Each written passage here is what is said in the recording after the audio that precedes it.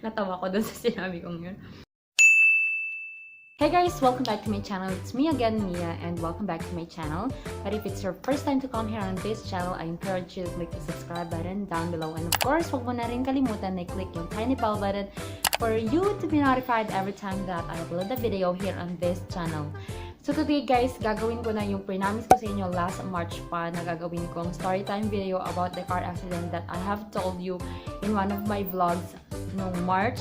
And I promised you na gagawan ko nga siya. So here it is.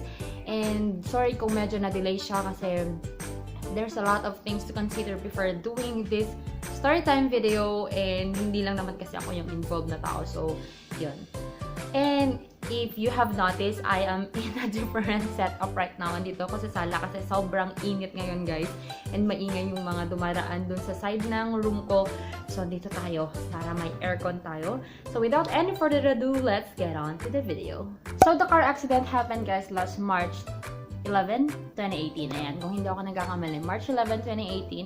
And pumunta ako sa place na yon kasi I was invited to be one of the speakers ng health lectures during an evangelistic crusade. Ang plan ko is to go there during that time and then Thursday, Friday, or Friday, ako pa sana ulit yung mag-speak. And then, the Friday sana, i-invite ko din yung mga friends ko to sing yung group namin, yung choir namin to sing in that place also. So, I already texted them, nakipag-appointment na ako, na on Friday we will be doing this kasi that time was Wednesday, I think, yung aming yung March 11.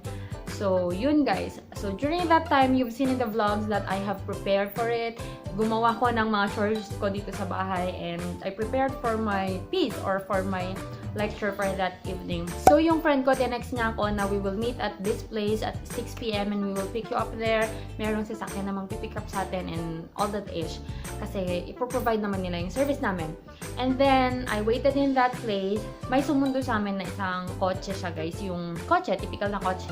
At first, kasi nakasanayan ko na rin, guys, na kapag before I really travel, I pray for the guidance and for the protection as well. So, we prayed naman during that time. Dumating kami doon, guys. Medyo padilim na din and the program already started but my part hasn't started yet, yung part na yon. So, I prepared for my piece na naman doon. Nag-set up na ako for my laptops and everything.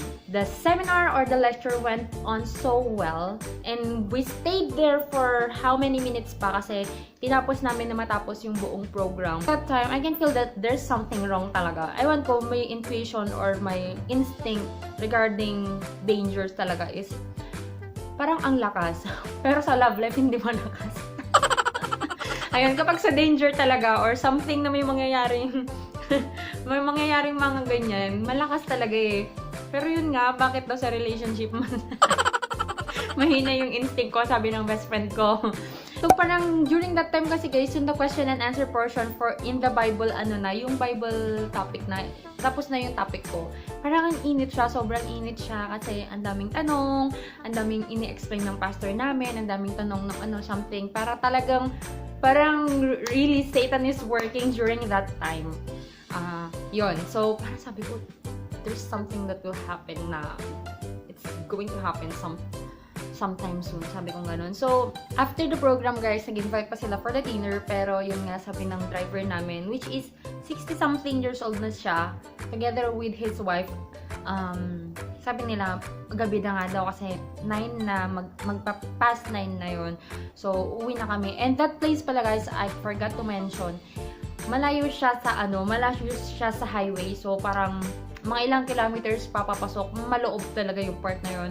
So, sabi namin, masyado ng gabi para mag-travel kami pabalik. And that was in La Union pa. Yun, so malayo-layo pa yung travel namin. Dun sa harap ng kotse guys was the driver, which is 65 years old I think, or 67. And on the passenger seat was his wife, which is hindi naman sila nagkakalayo ng kanilang age. And at the back part, dalawa lang kami ng isang nurse namin, which is also, take note, pregnant siya during that time. Ako yung nasa tapat mismo ng driver and yung nurse namin na isa, yung friend ko, andun siya sa tapat namin ng passenger seat. So, ganun yung setup namin guys. Apat kami sa isang kotse and okay naman, smooth naman yung travel namin. And, mind you guys, we forgot to pray before we traveled. Ayun. So, one of the lessons din na learn ko talaga doon, we forgot to pray. Na-realize ko lang nung tapos na lahat ng pangyayari. Paglabas na namin doon sa mismong venue, sabi ko, may lasing na nakamotor, ganyan. Tapos salita kami ng salita na, sabi ko, ay nako, yung mga ganyan na lasing. Sila pa yung mga nagkukos ng mga car accidents, ganyan, kasi nga hindi nila alam yung ginagawa nila. Tapos sabi ng wife niya, Daddy, overtake mo na yan yung ganyan, yung mga tricycle na ganyan, mga motor na ganyan, gano'n. Kasi nga, baka daw may sumemplang sila sa harap namin, tapos kami pa yung makabunggok, kami pa yung may kasalanan, gano'n. So parang, sabi ko nga, diba, doon pa lang sa venue talaga, nafe-feel ko na there's something that will happen. So parang, ang bigat talaga ng loob ko. Parang kinakabahan ako na and hindi kasi ako sanay talaga guys na sumasakay sa kotse. Di ba pag kotse kasi mababa siya. Masanay ako na sumasakay sa van, sa SUVs, gano'n. Na-feel ko na bago pa kami umalis, sabi ko malamig, wag na po tayong mag-aircon. Malamig ngayong sa labas. So, yung kotse, yung window sa part ko, I close the window. Ganito lang guys yung naka-open. Which is dun sa tabi ko din, close din ni ate yung kanyang window. Dun sa highway guys, meron kaming motor na sinusundan na para siyang, di ko alam kung lasing ba siya, nakainom pa siya. Tapos, yung light niya, yung alam mo yung mga motor na hindi dapat nasa highway, ganun. Yung kanyang, yung itsura ng motor niya hindi dapat, saka yung ganong driver hindi dapat nasa highway or hindi dapat nagda-drive kasi parang there's something wrong with that driver. So parang kinakabahan ako, and then yun nga, nakarating na kami dun sa May Rosario, dun sa malapit na sa Friendship. Buti na lang yung motor naman guys is dumiretso siya sa ibang daan, so parang nawala na siya sa landas namin, ganon. And then pagpunta namin sa may palengke, eto na siya, yung sasakyan namin, dara-diretso lang. And then, I saw a car coming from the gasoline station, guys. Napalabas na siya. Ayun. And hindi ko alam kung nakita niya kami or what. Pero diretso siya. Bigla siyang gumanyan. Bigla siyang lumusot. And then, we hit the car. Ayan. Kami, guys, yung nakabangga. We hit the car. And then, I was screaming so loud. Ang sinasabi ko lang, ate! Kasi yung kasama ko, she was pregnant and they waited for that pregnancy to come na parang mo yun, mantagal nilang plinano yung pregnancy na yun. So, sabi ko, ate! Sumisigaw ako. Sabi ko, bag! Ganyan siya. Ganyan. Hit talaga niya yung sasakyan. Which is, kung yung sasakyan guys, dun sa, ang na-hit namin, dun sa may driver's part ng isang sasakyan kasi nga palabas siya. Papuntang Manila guys, pag ganyan. So, na-hit din namin siya. So, dito sa banda ng driver's door yung na-hit namin. Ayun. So, we hit that bug. Ganyan. Ang lakas talaga. Tapos, gumanyan na naman.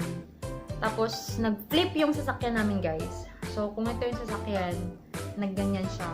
And then, dumiretso siyang gumaganon. Mind you, guys, yung side na nag-flip is yung side ko pala. So, ganyan. Gumanyan siya. And then, we hit another parang plant box yun ng isang hotel. Hanggang doon, yun yung plant box yung nagpa-stop doon sa sasakyan namin na tumakbo siya. Ayun. So yun guys, sabi kong ganyan. Kasi ako mahilig ako manood ng mga how to survive like this, how to survive like that, ganon. Yung mahilig akong pinapanood yung mga ganon guys. So, during that time, I was really suffocated. Hindi ko alam kung nasa yung exit, hindi ko alam kung ano na, and it was so dark talaga. Doon sa place na yun, wala siyang mga street lights, mga ganun. And syempre yung sasakyan namin naka-off yung light nung sa loob, and then naka-off na rin yung light niya sa headlight niya kasi syempre wala, sira na. And I don't know na nag-flip pala yung sasakyan. Pero, yun. Sabi ko, nasan yung exit? Sumisigaw na ako, ate, nasan yung exit? Ganun talaga yung sigaw ko, guys. And then, kumakatok ako, gumaganyan ako, tulong. Alam mo yun? Alam mo yun sa mga movies, ganun talaga. Yung totoo pala yun na parang sabihin mo, ang OA, parang ganun. Pero kapag ikaw pala naka-experience nun, talagang iba. Tapos ang iniisip ko noon, my goodness, malapit kami sa gasoline station. Kasi familiar ako sa lugar na yun. Malapit kami sa gasoline station. Baka yung tank ng sasakyan namin, baka sumisirit na siya yung gasolina niya, and then there's somebody who is smoking dyan kasi madaming mga tricycle drivers dyan sa lugar na yan. So this car might blow up. Oh my goodness. Yung talaga yung iniisip ko. Mag-blow up na siya yung sasakyan namin. Alam mo yung feeling ko, ang nasa utak ko that time, yung sasakyan namin lumulubog siya sa dagat, parang nahirapan akong huminga na hindi ko alam, nagpapanik na ako, parang ganun guys.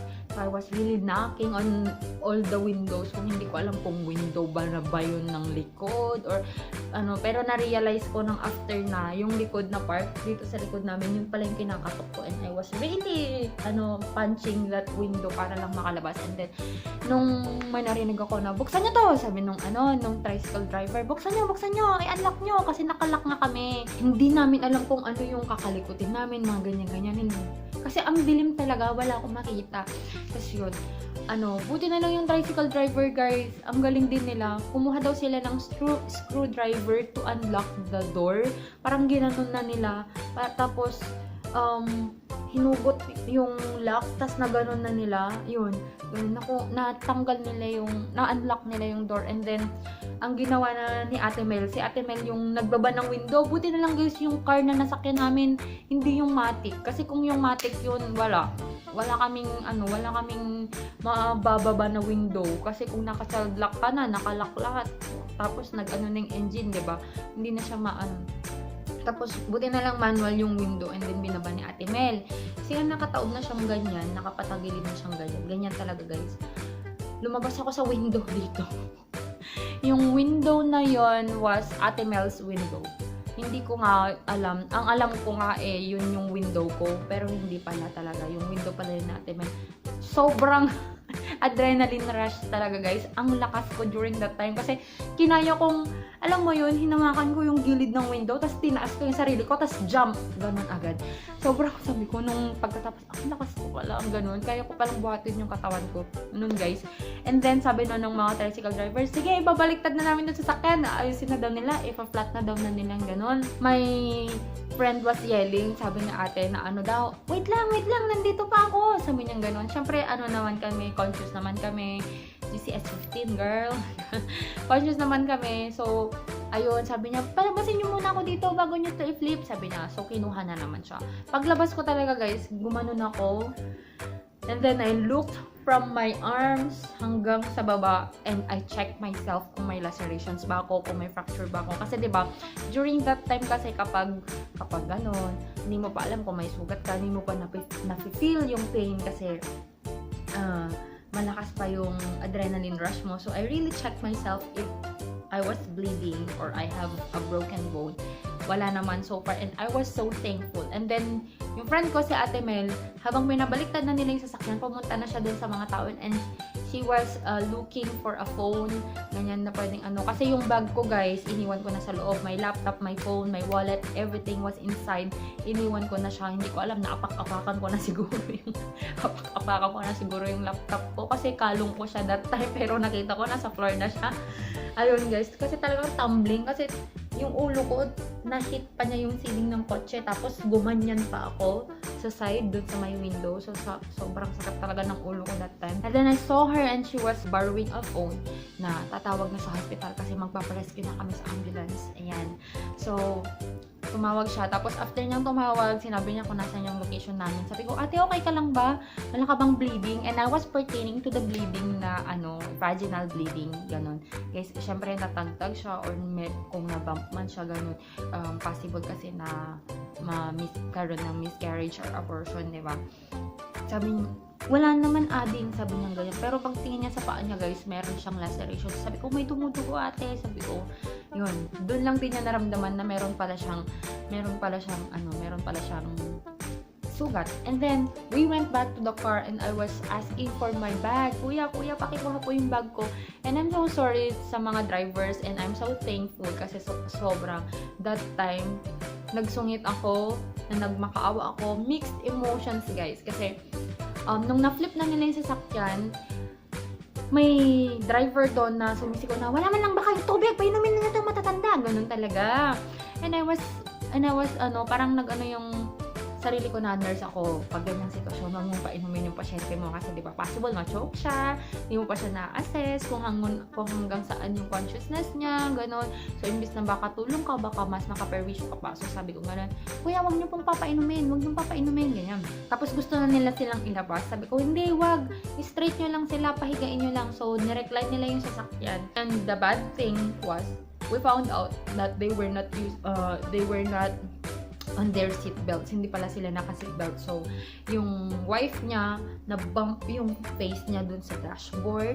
And then, when I check the driver, yung dito niya, sabi ko, hala, uncle, may fracture yung kamay mo kasi hawak ng ganyan.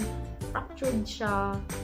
Tapos, parang namamaga yung mukha niya. Alam mo yun, hindi pa yung magang-maga kasi kaka-bump pa lang niya. Pero alam mo, there's something wrong na sa dito sa banda niya dito. And then, nung sabi ko, wala kaming magawa, wala kaming pang first aid. And the funny thing was, sa mga ano pala talaga guys, sa mga ganyang sitwasyon, may makikita ka pa rin funny thing after yung mga ganyan. Kasi walang nagre-rescue sa amin, walang pumunta na, yung mga tricycle drivers, pinagpipilitan nila na dalhin na daw kami dun sa nearest hospital, which is I don't like the nearest hospital kasi alam ko ita-transfer nila kami sa mas malayong hospital kasi yung hospital na malapit lang guys is lang siya, talagang yung maliit lang na hospital. So sabi ko, we will just wait for the ambulance and idadiretso na tayo sa bigger hospital na talagang they have CT scan and everything para ma-check na yung mag-asawa kasi yung mag-asawa talaga yung concern namin that time. So yung funny thing na sinasabi ko, when we called the hospital, sabi nung friend ko, nandito kami sa ganitong hotel, ganyan. Nandito kami sa Sunrise Hotel. Ang pinuntahan nila guys, Sunrise Resort.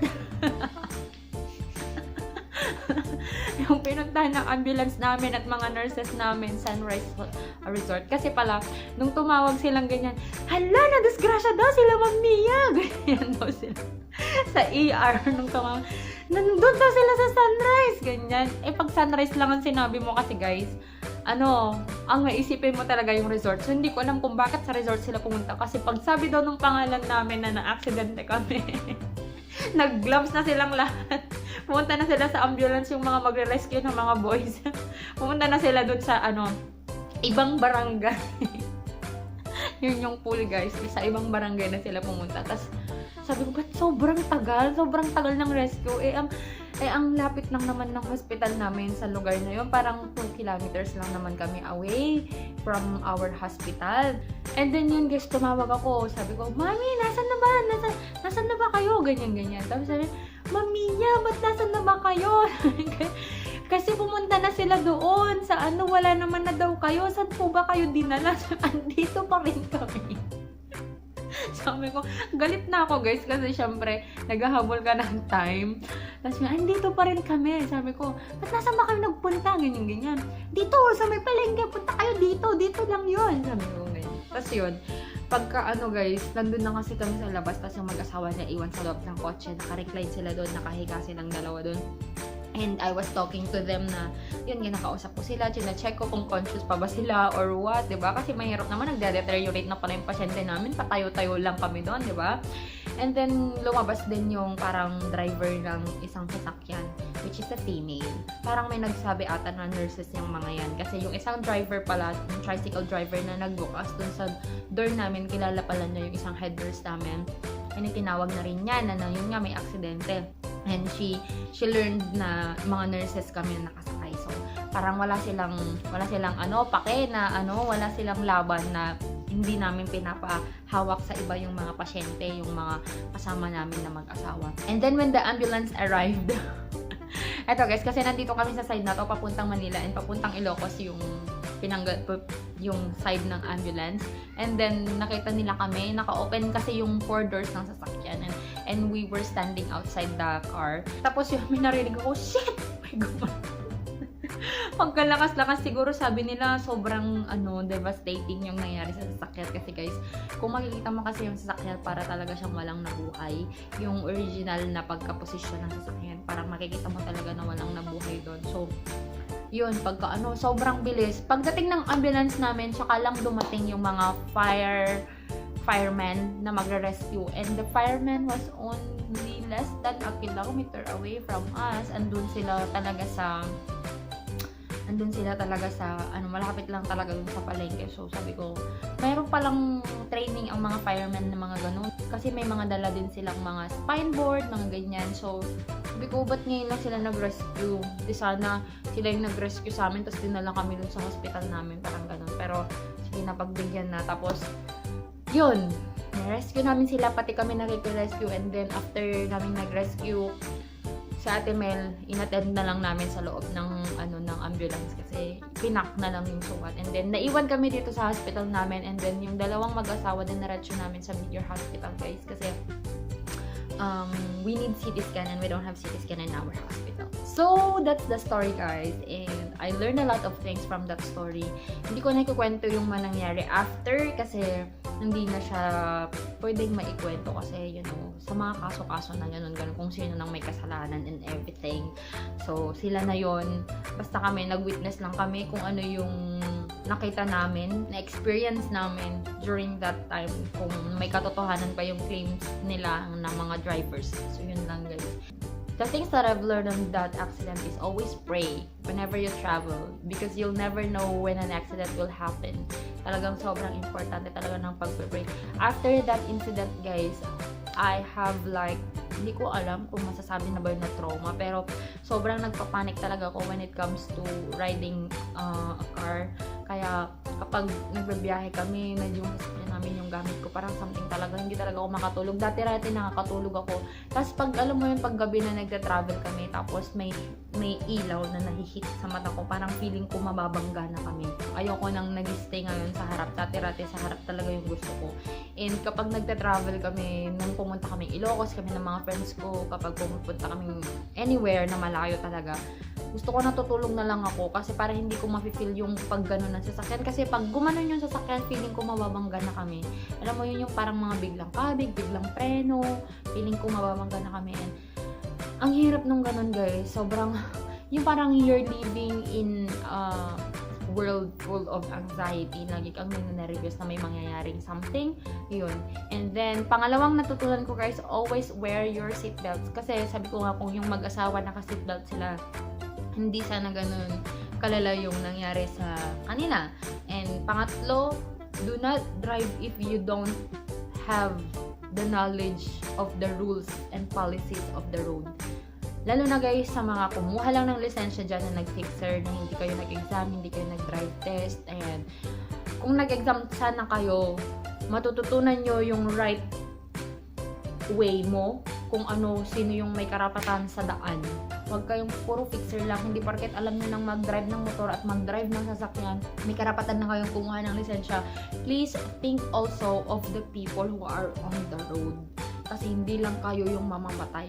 Pwede kayong makapatay ng tao, pwede kayong mamatay, and pwede pa kayong mandamay ng mas marami pang tao kahit yung mga naglalakad ng guys. So, yun lang, guys, yung experience namin, which is really something that really changed my life.